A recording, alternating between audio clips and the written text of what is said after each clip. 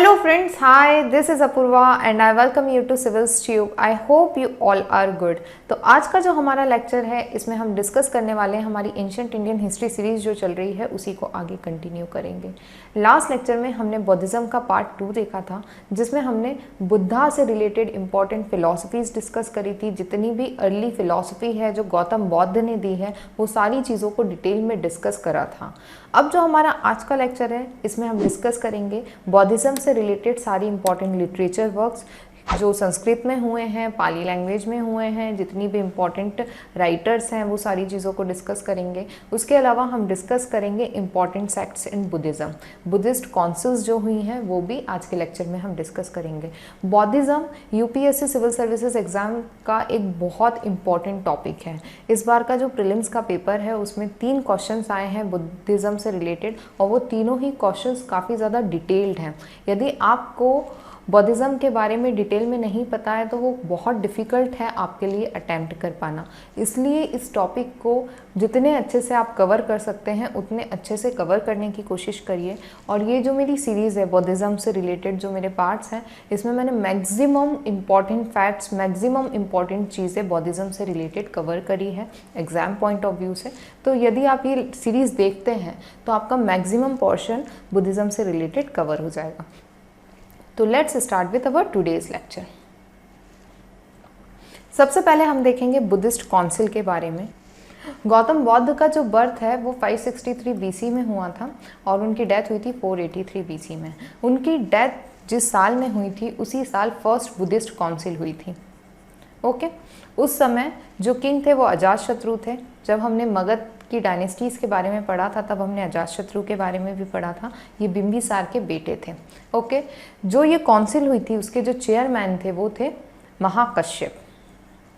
इनका नाम काफ़ी इंपॉर्टेंट है। ये चारों बुद्धिस्ट काउंसिल बहुत इंपॉर्टेंट है। सारी चीज़ें आपको पता होनी चाहिए, कौन से ईयर में हुई, कौन चेयरपर्सन था, कौन पैट्रन था, कौन सा वेन्यू था, उसके अलावा क्या आउटकम निकला इस काउंसिल का। अजातशत्रु किंग थे उस समय, पैट्रन थे इस काउंसिल के। यदि हम वेन्यू की बात करें तो अजातशत्रु के टाइम पे मगध की जो मेन कैपिटल थी वो थी राजगृह। तो यहाँ पे राजगृह में फर्स्ट काउंसिल हुई, इम्पॉर्टेंट है ये। आउटकम की यदि हम बात करते हैं तो यहाँ पर कंपाइलेशन हुआ सूत पिटक का और विनय पिटक का। ये दोनों काफ़ी इम्पॉर्टेंट पिटक हैं। एक में गौतम बौद्ध से रिलेटेड इंपॉर्टेंट इवेंट्स उनकी फिलॉसफी दी हुई है सूत पिटक में, और विनय पिटक की यदि हम बात करते हैं तो उसमें डिसिप्लिन, मोनेस्टिक रूल्स, ये सारी चीज़ें मेंशन्ड हैं। तो ये दोनों बहुत इंपॉर्टेंट बुद्धिस्ट लिटरेचर से रिलेटेड वर्क्स हैं। तो आपको पता होना चाहिए कि कौन सी चीज़ किसने कंपाइल करी थी। सूत पिटक कंपाइल करी थी आनंद ने और विनय पिटक कंपाइल करी थी उपाली ने। ओके, जो सेकेंड बुद्धिस्ट काउंसिल थी वो एग्जैक्टली 100 ईयर्स बाद हुई थी फर्स्ट बुद्धिस्ट काउंसिल के 383 बीसी में। यदि हम चेयरमैन की बात करें तो इस समय चेयरमैन थे सबाकमी। जो किंग थे वो थे कालाशोक। जो वेन्यू था वो था वैशाली। वैशाली में हुई थी सेकेंड बुद्धिस्ट काउंसिल। अब इस जो बुद्धिस्ट काउंसिल है ये बहुत इम्पॉर्टेंट है। इस समय बहुत इम्पॉर्टेंट चीज़ हुई थी वो था स्किज्म इनटू स्थाविरवादीन एंड महासंघिका। ये फर्स्ट डिवीजन था जो बौद्धिज़्म में हमने देखा। इस बार जो एक क्वेश्चन था यूपीएससी सिविल सर्विसेज के प्रीलिम में वो सेक्ट से रिलेटेड था। उसमें ये क्वेश्चन पूछा गया था कि कौन सा सेक्ट कौन से सेक्ट से इमर्ज होकर आया है। तो जो फर्स्ट जो डिवीज़न था जो हमने बौद्ध रिलीजन में देखा वो गौतम बौद्ध की डेथ के 100 ईयर्स बाद देखा, जो कि स्थाविरवादीन और महासंघिका के बीच में हुआ था। और ये जो डिवीजन था ये मेनली मोनेस्टिक रूल्स के कारण हुआ था। ओके, जो स्थाविरवादीन थे वो कुछ रिगरस रूल्स को फॉलो करना चाहते थे, कुछ 10 ऐसे रूल्स लेकर आए थे जिसको वो फॉलो करना चाहते थे। बट जो महासंघिका जिन्होंने फॉलो करा वो उन रूल्स को अडॉप्ट नहीं करना चाहते थे और इसलिए ये फर्स्ट स्प्लिट हमको देखने के लिए मिला था बुद्धिज़्म में। तो ये बहुत इंपॉर्टेंट है कि जो फर्स्ट स्प्लिट देखा था हमने, स्किज्म देखा था, वो मेनली रिलेटेड था मोनेस्टिक रूल से। जो वैशाली के जो मॉन्क्स थे वो कुछ चेंजेस चाहते थे इस समय राइट्स में। ओके, अब जो थर्ड बुद्धिस्ट काउंसिल है ये काफ़ी इम्पॉर्टेंट है। यही वो काउंसिल है जिसके कारण जो बौद्धिज्म है वो एक ग्लोबल रिलीजन के रूप में इमर्ज हुआ। एशिया की बहुत सारी कंट्री ने उसको एज अ रिलीजन अडॉप्ट किया। तो ये जो बुद्धिस्ट काउंसिल थी इसके चेयरपर्सन थे मोगालीपुत्तिस। किंग थे इस समय अशोका, अशोका द ग्रेट। इनके बारे में हम डिटेल में सारी चीज़ें डिस्कस करेंगे। ये बौद्धिज्म के फॉलोअर थे और ये पैटर्न थे थर्ड बुद्धिस्ट काउंसिल के। ये जो थर्ड बुद्धिस्ट काउंसिल हुई थी ये पाटलिपुत्र में हुई थी। इस समय जो कैपिटल थी मेन वो पाटलिपुत्र थी, तो पाटलिपुत्र में थर्ड बुद्धिस्ट काउंसिल हुई थी। ये जो बुद्धिस्ट काउंसिल थी इस समय कंपाइल किया गया अभिधम पिटक। अभिधम पिटक मेनली डील करता है गौतम बौद्ध की फिलॉसफी से। जो सूत पिटक है उसमें गौतम बौद्ध के जो पुराने जो जन्म हुए हैं, जो जातक कथाएं हैं, ये सारी चीज़ें हमको सूत पिटक में मिलता है। बट ये जो अभिधम पिटक है ये मेनली डील करता है फिलॉसफी ऑफ बुद्धिज़्म से। ओके, इसके अलावा इसी बुद्धिस्ट काउंसिल में डिसीजन लिया गया कि जो बौद्ध रिलीजन के जो मिशनरीज़ हैं उनको different part of the world में भेजा जाएगा और जो बौद्ध रिलीजन है उसको प्रमोट किया जाएगा। तो ये काफ़ी इम्पॉर्टेंट फैक्ट है यहाँ पे। फिर हुई fourth Buddhist council. Fourth Buddhist council 1st century AD में हुई, 98 एडी में हुई। इसके जो चेयरमैन थे वो थे वसुमित्र और जो इसके वाइस चेयरमैन थे वो थे अश्वघोष। यहाँ पे जो पैटर्न थे इस बुद्धिस्ट काउंसिल के वो थे कनिष्क। इनको सेकंड अशोका भी कहा जाता है। क्यों कहा जाता है तब हम कुषाण डायनेस्टी के बारे में पढ़ेंगे तो हम डिस्कस करेंगे इसको डिटेल में। इन्होंने भी काफ़ी स्टेप्स लिए बौद्ध रिलीजन को प्रमोट करने के लिए। ये जो बुद्धिस्ट काउंसिल थी ये कश्मीर में हुई, कुंडलवन में। ये जो काउंसिल थी यहाँ पे कंपाइलेशन हुआ महाविभाषा का। महाविभाषा जो शास्त्र है वो मेनली संस्कृत में कमेंट्री है त्रिपिटक की। तो ये इम्पॉर्टेंट है। यहाँ पे गौतम बौद्ध से रिलेटेड सारे फैक्ट्स काफ़ी इम्पॉर्टेंट हैं और ये भी एक बहुत इम्पॉर्टेंट फैक्ट है कि जो महाविभाषा है ये संस्कृत में कमेंट्री है ऑन त्रिपिटक। त्रिपिटक में क्या आता है? विनय पिटक, सूत पिटक और अभिधम पिटक। ओके, यदि हम इस बुद्धिस्ट काउंसिल की बात करें तो यहाँ पे एक और बहुत इम्पॉर्टेंट चीज़ हुई। हमने यहाँ पे सेकंड डिवीज़न देखा, division of Buddhist into Hinayana and Mahayana. Okay, जो लास्ट हमने डिवीज़न देखा था 383 बीसी में स्किज़म जो देखा था वो स्थाविरवादी और महासंगिका के बीच में हुआ था, जो मेनली मोनेस्टिक रूल्स के कारण हुआ था। अब ये जो डिवीज़न हमने देखा ये इन्हीं दोनों सेक्ट से इमर्ज होकर आए थे। तो ये वाला जो डिवीज़न था यहाँ पे जोग्राफिकल बेसिस पे भी हुआ था, जो फिलॉसफी होती है बुद्धिज़्म की उसमें चेंज से रिलेटेड था। ओके, अब हम बुद्धिस्ट लिटरेचर्स देखेंगे। सबसे पहले हम देखते हैं पाली टेक्स्ट। बौद्धिज़्म में दो तरीके की लिटरेचर्स हमको देखने मिलती है, पाली टेक्स्ट भी देखने के लिए मिलती है, संस्कृत टेक्स्ट भी देखने के लिए मिलती है। जो ये डिवीज़न हुआ था हीनयान महायान के बीच में, तो जो महायान थे वो मेनली उनके वर्क्स संस्कृत लैंग्वेज में हैं और ये हीनयान जो बुद्धिज़्म है उनके जो मेन वर्क्स हैं वो पाली लैंग्वेज में हैं। ओके, तो यदि हम पाली टेक्स्ट की बात करते हैं तो मेनली जो गौतम बौद्ध थे वो पाली लैंग्वेज का यूज़ करते थे और पाली ही उस समय अडॉप्ट की गई थी बौद्धिज़्म के द्वारा। तो जो त्रिपिटक जो सबसे इम्पॉर्टेंट बुक है बौद्धिज़्म की, जो सबसे इम्पॉर्टेंट लिटरेचर वर्क है बुद्धा से रिलेटेड, वो मेनली पाली लैंग्वेज में है। त्रिपिटक और थ्री बास्केट भी कहा जाता है इसको। थ्री बास्केट क्यों? क्योंकि ये जो पीटक जो वर्ड होता है, ओ सॉरी यहाँ पे आई नहीं लगा है, पीटक जो वर्ड होता है वो मेनली बास्केट को कहा जाता है। ओके, तो त्रिपिटक मतलब के 3 बास्केट्स। ये ट्रेडिशनल टर्म है जो कि बुद्धिस्ट स्क्रिप्चर में यूज़ की गई है। ये त्रिपिटक कौन से हैं? विनय पिटक, सूत पिटक, अभिधम पिटक। जो थेरावाद स्कूल है उनके जो त्रिपिटक है उसी को हम कंप्लीट त्रिपिटक प्रिजर्व्ड इन पाली लैंग्वेज मानते हैं। बाद में हमने देखा कि महाविभाषा शास्त्र जो है वो संस्कृत में कमेंट्री है ऑन त्रिपिटक। जो थेरावाद स्कूल है उनका जो त्रिपिटक है वो ओनली कंप्लीट त्रिपिटक प्रिजर्व इन पाली लैंग्वेज माना जाता है। इसके अलावा सरावस्तिवाद ये नियर कंप्लीट त्रिपिटक है जो कि संस्कृत लैंग्वेज में है। तो एक थेरावाद स्कूल का है जो कि पाली लैंग्वेज में प्रिजर्व किया गया है और सरावस्तिवाद जो कि संस्कृत लैंग्वेज में प्रिजर्व किया हुआ त्रिपिटक है। इसके अलावा चाइनीज़, तिब्बतियन, संस्कृत सारी लैंग्वेजेस में इसे प्रिजर्व किया गया है। अब हम ये जो पिटक है इनको थोड़ा डिटेल में देख लेते हैं। जो विनय पिटक है ये मेनली डील करता है गवर्निंग रूल ऑफ संघ एंड मॉन्क्स, क्या डिसिप्लिन फॉलो करना होगा, किस तरीके के रूल्स होंगे, क्या मोनेस्टिक रूल्स होंगे, मेनली ये उससे डील करता है। ओके, इसको बुक ऑफ डिसिप्लिन भी बोलते हैं। This Pitaka contain the monastic rule for Monks and nuns. Monks और नन्स को कैसी लाइफ जीना है उसके बारे में मेनली विनय पिटक के अंदर मेंशन्ड है। उसके बाद में आता है सूत पिटक। जो सूत पिटक है इसमें गौतम बुद्ध की इम्पॉर्टेंट सरमन्स, उनकी टीचिंग्स, ये सारी चीज़ें मेंशन है। ये सबसे लेंदी पिटक आप बोल सकते हैं। इसके अंदर आपको जो खुद्दक निकाय है उसके अंदर आपको गौतम बुद्ध की जो जातक कथाएं हैं वो मेंशन मिलेगी। जो 16 महाजन पद है उनके बारे में भी आपको सूत पिटक में ही पता चलता है। तो ये जो बुक है वो काफ़ी इम्पॉर्टेंट है, काफ़ी इम्पॉर्टेंट पिटक है और गौतम बुद्ध की लाइफ स्टोरीज से भी ये डील करती है।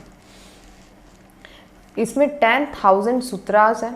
जब हमने ऋग्वेदिक वैदिक कल्चर के बारे में पढ़ा था, प्रेट के बारे में पढ़ा था, तो हमने देखा था कि जो ऋग्वेद जो बुक थी उसमें काफ़ी सारी चीज़ें दी हुई हैं। वो काफ़ी लेंदी वेदा है, उसमें काफ़ी सारे हाइम्स है, 1028 हाइम्स हैं और काफ़ी सारी चीज़ें लिखी हुई हैं। उस समय की सोसाइटी कल्चर के बारे में भी हमको उससे पता चलता है। उसी तरीके से यदि हम बुद्धिस्ट लिटरेचर की बात करें तो यहाँ पे जो सूत पिटक है ये मोस्ट इम्पॉर्टेंट पिटक है। इसी में हमको अंगुत्तर निकाय जो इसका पार्ट है उसी के अंदर हमको 16 महाजनपद के बारे में पता चलता है। जो जातक कथाएं हैं उनसे हमको उस समय की सोशो इकोनॉमिक कंडीशन पता चलती है। तो जो सूत पिटक है ये one of the most important Pitaka माना जाता है। इसके बाद में आता है अभिधम पिटक। ये जो अभिधम पिटक है ये मेनली डील करता है गौतम बुद्ध की डॉक्ट्रिन से, फिलॉसफी से। ओके, जैसे 8 फोल्ड पाथ हो गया या परसेप्ट्स हो गए, क्या मॉरल वैल्यूज़ होनी चाहिए, वो सारी चीज़ों से जो पिटक डील करता है वो मेनली है अभिधम पिटक। और ये काफ़ी बाद में कंपाइल हुआ था 250 BC में, थर्ड बुद्धिस्ट काउंसिल के टाइम। इसके अलावा पाली लैंग्वेज में जो सेकंड बुक है वो है मिलिंदपनो। इसके बारे में हम कई बार पढ़ते हैं। जो मिलिंदपनो जो बुक है इसको हम बोलते हैं क्वेश्चन ऑफ मिलिंद। ये एक इम्पॉर्टेंट बुद्धिस्ट टेक्स्ट है जिसको 100 BC टू 100 BC के बीच में लिखा गया है। इम्पॉर्टेंट रिकॉर्ड है। इसमें मेनली कन्वर्जेशन है बिटवीन नागसेन एंड मिलिंद। मिलिंद जो कि उस समय के इंडो ग्रीक किंग थे, कश्मीर वाले रीजन में उस तरफ के पार्ट में इनका रूल था, उनके बीच में और नागसेन के बीच का कन्वर्जेशन दिया हुआ है। जिसके बाद में ये जो किंग थे मेनेंडर या मिलिंद, इन्होंने जो बौद्ध रिलीजन था उसको अडॉप्ट कर लिया था, वो बौद्ध रिलीजन के फॉलोअर बन गए थे। तो ये काफ़ी इम्पॉर्टेंट टेक्स्ट है, आपको पता होना चाहिए। मिलिंदपनो कौन से रिलीजन से डील करती है, तो बौद्ध रिलीजन से डील करती है। मेनेंडर या मिलिंद और नागसेन के बीच का कम्युनिकेशन, कन्वर्जेशन दिया हुआ है, जिसके बाद में जो मेनेंडर जो किंग थे उन्होंने बौद्ध रिलीजन को फॉलो करना स्टार्ट कर दिया था। इसके बाद में दीपवामशा, ये भी इम्पॉर्टेंट बुक है। ये क्रॉनिकल ऑफ आइलैंड इसका मतलब होता है। ये बेसिकली श्रीलंका में लिखी हुई बुक है। ये श्रीलंका का ओल्डेस्ट हिस्टोरिकल रिकॉर्ड है, बट इसमें काफ़ी सारी चीज़ें इंडियन सब कॉन्टिनेंट के बारे में मेंशन्ड है। क्योंकि बौद्ध रिलीजन मेनली इंडिया से ही दूसरी कंट्रीज़ में स्प्रेड हुआ था, तो इसमें इंडिया के बारे में भी काफ़ी सारी इन्फॉर्मेशन हमको देखने के लिए मिलती है। ओके, इसमें जो श्रीलंका के मौर्यन डायनेस्टी के किंग थे, धातु सेना ऑफ श्रीलंका, उनके टाइम पे बुक लिखी गई है और काफ़ी सारी चीज़ें हमको उस समय की श्रीलंका के बारे में पता चलती है और इंडिया के बारे में भी पता चलती है इस बुक से। इसके बाद में एक और इम्पॉर्टेंट श्रीलंकन टेक्स्ट है जिसका नाम है महावामशा। ये मोस्ट इम्पॉर्टेंट पाली एपिक पोएम मानी जाती है। इसको ग्रेट क्रॉनिकल कहा जाता है। ये हिस्टोरिकल पोएम्स हैं जिसको पाली लैंग्वेज में लिखा गया है और ये डील करती है with the king of Sri Lanka. Sri Lanka के जो किंग्स हैं उनके बारे में इसमें मेंशन्ड है। क्योंकि ये बुक जब लिखी गई तो ये बौद्ध रिलीजन से डील कर रही थी, तो इंडियन सब कॉन्टिनेंट में जितने भी इम्पॉर्टेंट किंग्स हैं उन सब के बारे में हमको इस बुक में इंफॉर्मेशन मिलती है। ओके, जो महावामशा, दीपवामशा और कुलवामशा, ये 3 बुक है, इन तीनों को मिलाकर कई बार महावामशा कहा जाता है। ये जो बुक है इसमें श्रीलंका की ही सिर्फ रॉयल डायनेस्टीज़ के बारे में नहीं लिखा है, इंडियन सब कॉन्टिनेंट की सारी इंपॉर्टेंट डायनेस्टीज़ के बारे में इसमें मेंशन्ड है। एक और बहुत इंपॉर्टेंट चीज़ इस बुक से रिलेटेड है कि इसे वर्ल्ड का लॉन्गेस्ट अनब्रोकन हिस्टोरिकल अकाउंट माना जाता है। इस बुक के अंदर अशोका के बारे में और सेल्यूकस निकेटर के बारे में भी दिया हुआ है। इसके अलावा अलेक्जेंडर की भी डिटेल दी हुई है। तो आप इस बात से समझ सकते हैं कि कितना डिटेल्ड अकाउंट है जिसके अंदर हर किसी के बारे में कुछ ना कुछ मेंशन्ड है। ओके, दीपवामशा, महावामशा, मिलिंदपनु और उसके पहले हमने त्रिपिटक देखे। पाली लिटरेचर्स देखी, अब देखेंगे हम संस्कृत लिटरेचर।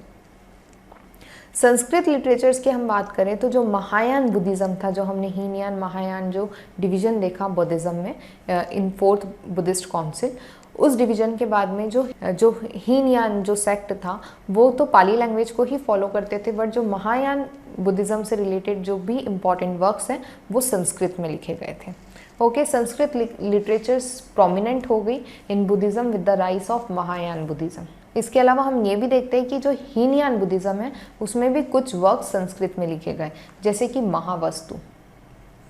महावस्तु एक इम्पॉर्टेंट संस्कृत टेक्स्ट है जो कि बुद्धिज़्म से रिलेटेड है और ये हीनयान स्कूल की बुक है, महायान स्कूल की बुक नहीं है। तो ये इम्पॉर्टेंट हीनयान स्कूल की बुक है जो कि संस्कृत में लिखी गई है। ये जो बुक है महावस्तु, इसमें काफ़ी सारी कहानियाँ मिलेंगी आपको और ये अलग अलग पीरियड के अंदर लिखी हुई है, तो काफ़ी सारे समय की आपको सोशो इकोनॉमिक कंडीशन भी इस बुक से पता चलेगी। ये बुक मेनली डील करती है गौतम बौद्ध के मिरेकल से और गौतम बौद्ध की जो अर्ली लाइफ थी जिसको हम जातक कथाओं में भी पढ़ते हैं, उससे ये मेनली डील करती है। और इम्पॉर्टेंट चीज़ ये है कि ये जो बुक है इसमें कई सारे महायानिक थॉट्स के बारे में भी मेंशन्ड है। इसके बाद में हम देखते हैं ललित विस्तार, महायानिक टेक्स्ट। यदि महायान बुद्धिज़्म की बात करें तो उसमें one of the most sacred text मानी जाती है। ये बायोग्राफी ऑफ बुद्धा है, इसमें गौतम बुद्ध की लाइफ के बारे में हर चीज़ मेंशन्ड है। उसके बाद में आती है बुद्धा चरित्र। बुद्धा चरित्र जो बुक है वो अश्वघोष ने लिखी है। अश्वघोष 4th बुद्धिस्ट काउंसिल के टाइम पे थे। ये जो एपिक स्टाइल संस्कृत वर्क बोल सकते हैं आप इसको, इसमें भी गौतम बुद्ध की लाइफ के बारे में मेंशन है।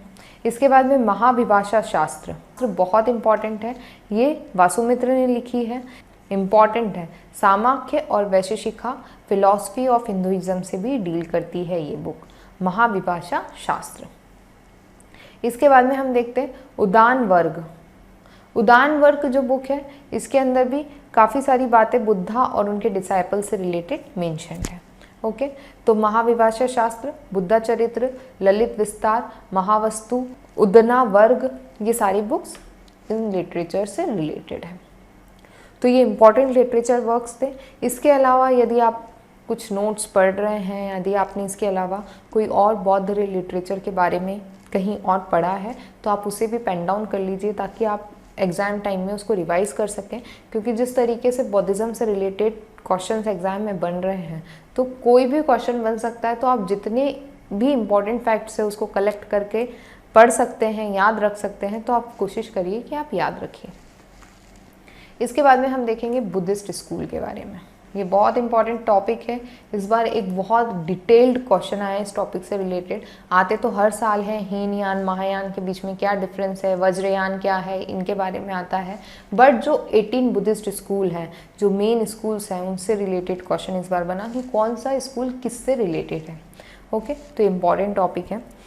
हम देखते हैं कि गौतम बुद्ध कभी भी ऐसा नहीं चाहते थे कि किसी भी तरीके का डिवीज़न हो, ना ही वो कोई स्कूल का, कोई सेक्ट का इमर्जेंस चाहते थे। बट उनकी डेथ के बाद में आफ्टर 100 ईयर्स हम देखते हैं कि जो बौद्ध रिलीजन है उसमें डिफरेंट सेक्ट्स इमर्ज होकर हैं। इनिशियली जो हम डिवीज़न देखते हैं स्थाविरवादीन और महासंघिका के बीच में, वो मेनली मोनेस्टिक रूल और डिसिप्लिनरी रूल से रिलेटेड था। ओके, बट बाद में जो हम डिविजन्स देखते हैं वो गौतम बुद्ध को किस तरीके से समझना है, किस तरीके का पाथ फॉलो करना है, मतलब मेनली फिलॉसफी से रिलेटेड डिविजन्स थे और जोग्राफिकल बेसिस पे डिविजन्स थे। ओके, हम देखते different Buddhist school of thoughts emerge होकर आए after the death of Gautam Buddha. Although Gautam Buddha ने ना ही कभी ऐसा कहा, ना ही वो कभी ऐसा चाहते थे कि इस तरीके से अलग अलग सेक्ट्स इमर्ज होकर आए। इनफैक्ट उन्होंने अपने फॉलोअर से रिक्वेस्ट करी थी कि उनकी डेथ के बाद में no leader was to be chosen to lead anything like a school. ये बहुत इंपॉर्टेंट चीज़ है कि गौतम बुद्ध ने स्पेसिफिकली कहा था कि कोई भी ऐसा लीडर नहीं होना चाहिए जो कोई एनीथिंग लाइक अ स्कूल को इमर्ज करे। ओके, बट जो इनके डिसाइपल्स थे उन्होंने इस बात को इग्नोर कर दिया और बाद में जो बौद्धिज़्म था वहाँ पे डिफरेंट स्कूल्स इमर्ज होकर आ गई। ऑफिशियली 18 स्कूल्स है, इसके अलावा छोटे छोटे स्कूल्स को मिलाया जाए तो बौद्ध रिलीजन में एट प्रेजेंट 30 बुद्धिस्ट स्कूल्स हमको देखने के लिए मिलती हैं। मोस्ट ऑफ द जो स्कॉलर्स हैं वो ये मानते हैं कि जो बौद्ध रिलीजन में फर्स्ट डिवीज़न हमको देखने के लिए मिला वो मेनली मोनेस्टिक रूल से रिलेटेड था। ये बात हम कई बार पढ़ चुके हैं इस लेक्चर के अंदर कि फर्स्ट जो डिवीज़न था स्थाविरवादीन और महासंघिका के बीच में वो मेनली मोनेस्टिक रूल्स को लेकर था। बट जो लेटर जो हमको डिविजन्स देखने के लिए मिलते हैं वो डॉक्ट्रिनल बेसिस पे और जोग्राफिकल बेसिस पे देखने के लिए मिलते हैं। पहले जब गौतम बुद्ध की डेथ हुई 483 BC में और जो फर्स्ट बुद्धिस्ट काउंसिल हुई तब हमने देखा कि जितने भी डिसाइपल्स थे उनका यूनिफाइड विजन था कि क्या बुद्धा ने टॉट करा है उन सब चीज़ों को लेकर।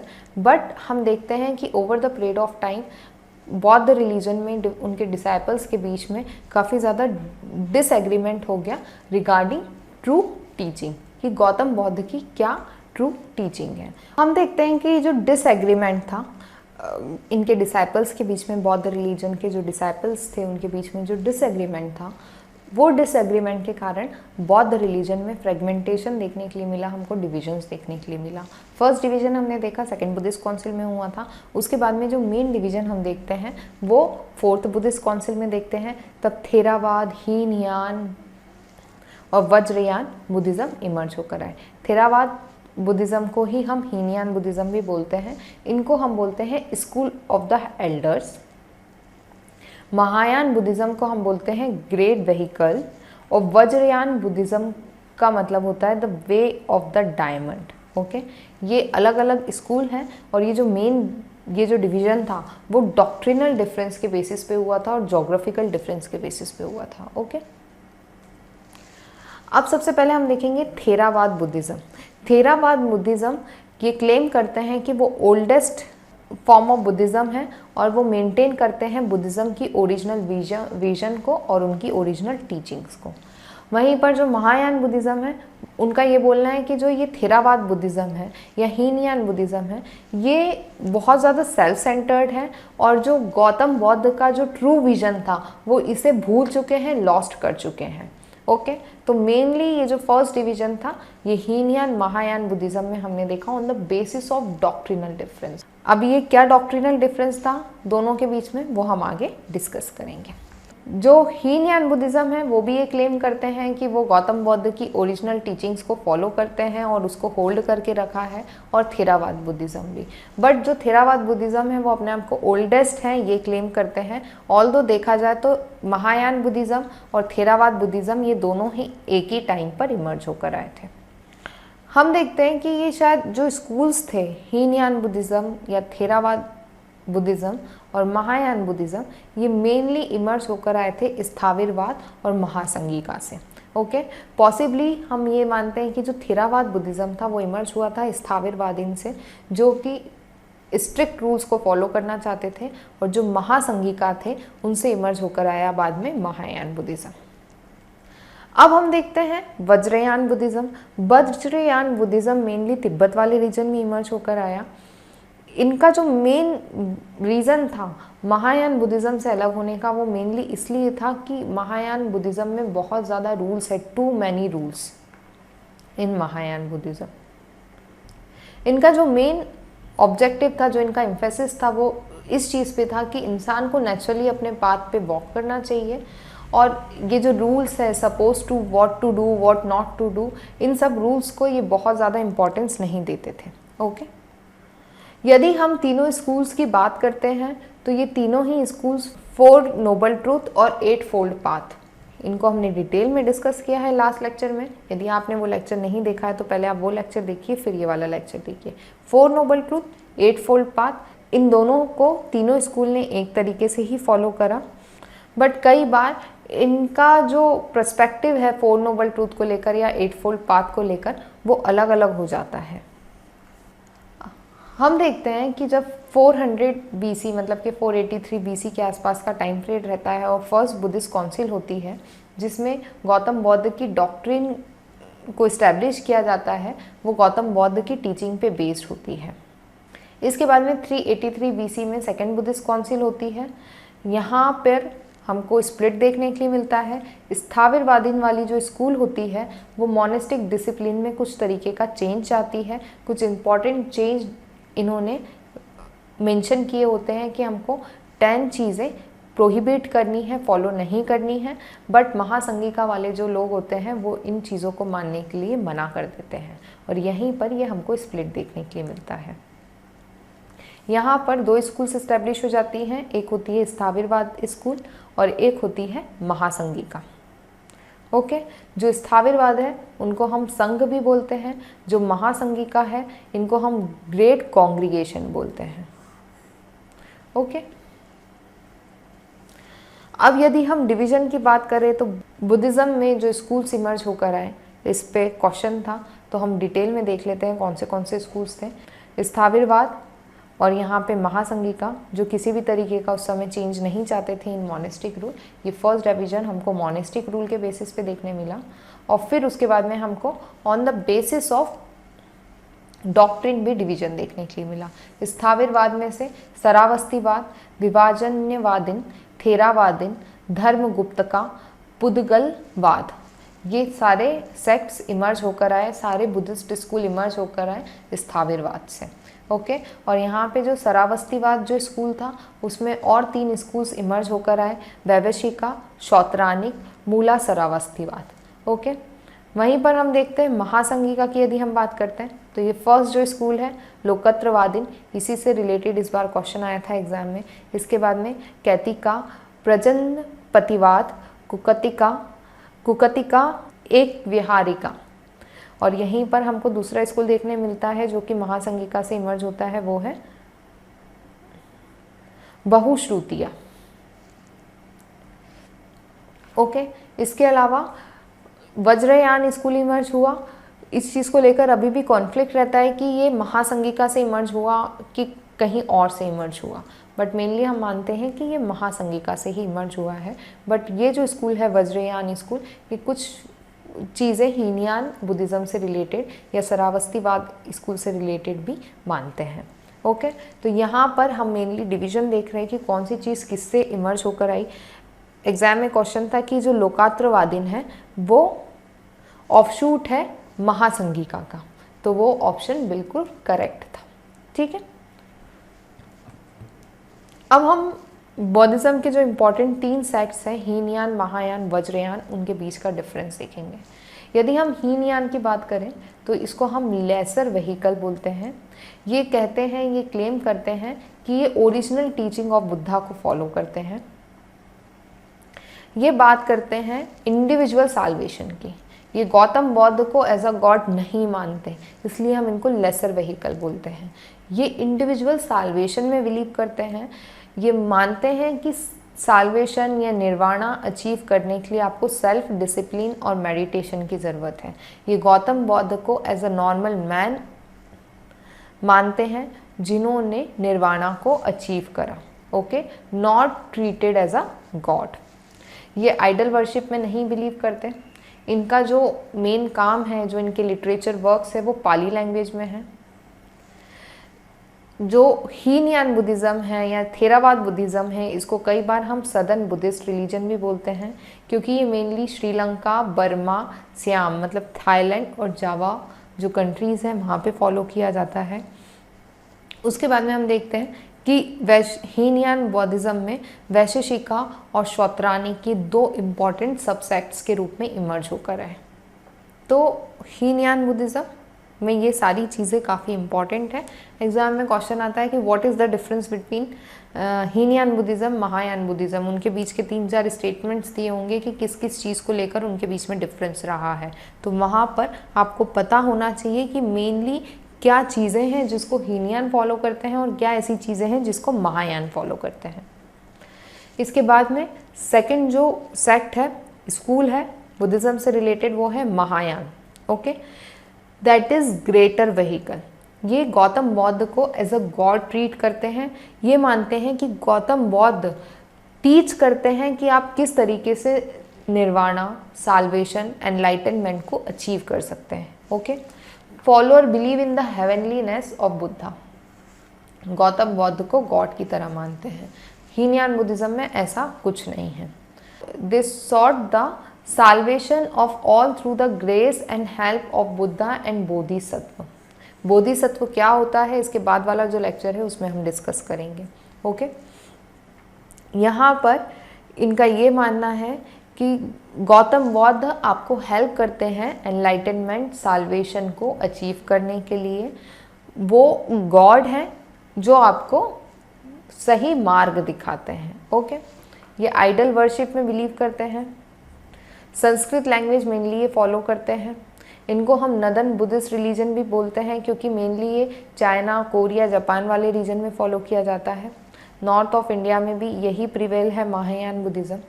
यदि हम सब सेक्ट्स की बात करें तो महायान बुद्धिज़्म से ही माध्यमिका या शून्यवाद बुद्धिज़्म इमर्ज होकर आया, जिसके फाउंडर थे नागार्जुन।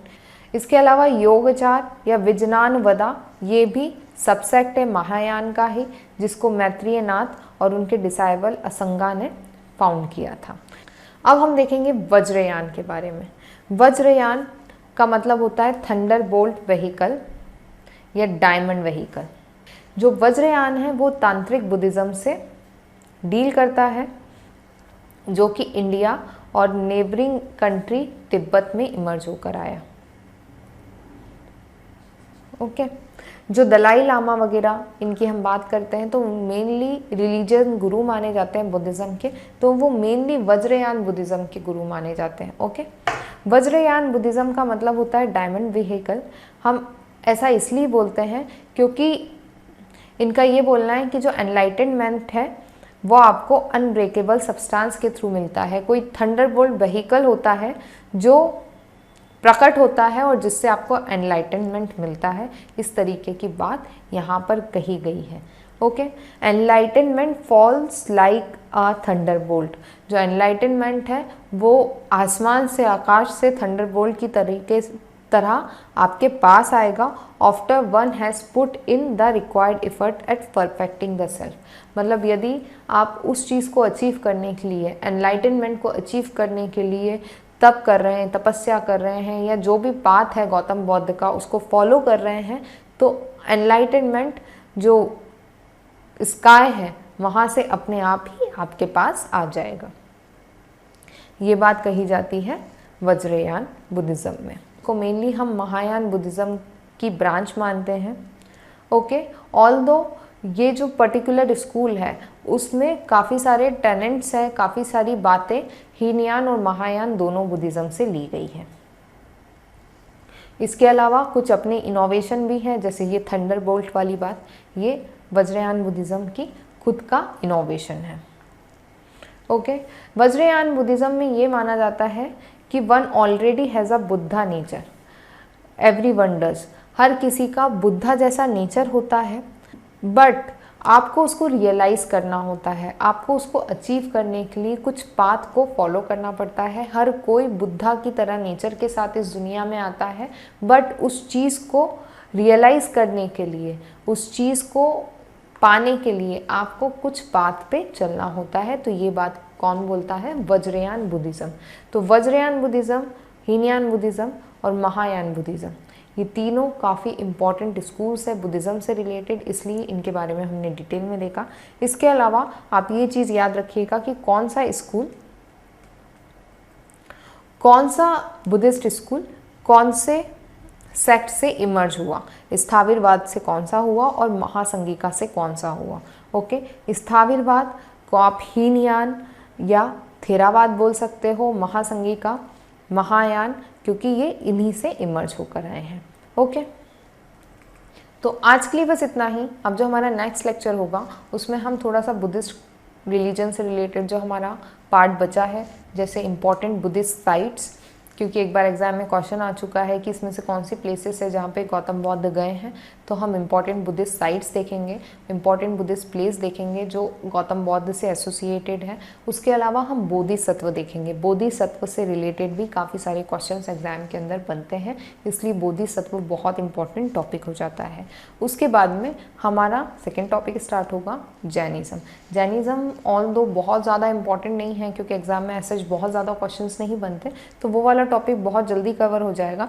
ये जो बुद्धिज़्म था ये काफ़ी लेंदी टॉपिक है as compare to other topics. Okay, उसके बाद में हम देखना स्टार्ट करेंगे मौर्य डायनेस्टी के बारे में, उससे रिलेटेड इंपॉर्टेंट जो साइट्स है, आर्ट आर्किटेक्चर वर्क है, वो सारी चीज़ों को डिटेल में कवर करेंगे। Thank you for watching this session. यदि आपको हमारे लेक्चर्स अच्छे लग रहे हैं तो प्लीज़ लाइक करें, सब्सक्राइब करें, ज़्यादा से ज़्यादा शेयर करें, ताकि मैं और ज़्यादा मोटिवेट होकर इस तरीके के लेक्चर्स बना पाऊँ। Thank you.